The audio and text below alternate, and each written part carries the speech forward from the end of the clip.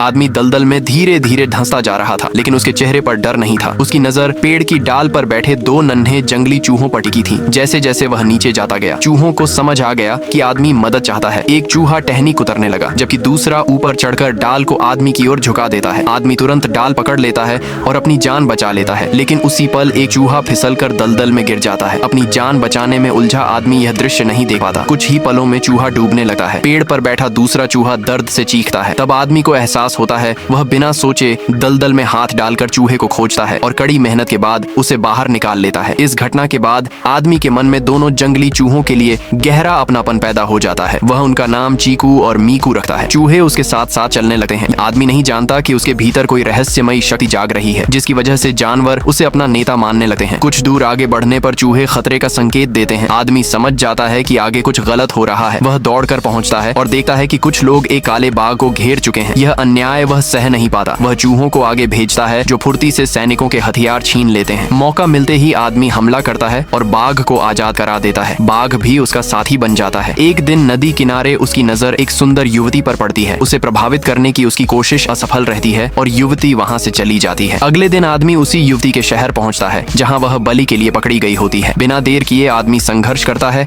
और उसे बचा लेता है, लेकिन इस लड़ाई में एक जंगली चूहा अपनी जान कुर्बान कर देता है। अंत में आदमी और युवती साथ रहने लगते हैं, मगर चूहों की कुर्बानी उसकी यादों में हमेशा अमर रहती है।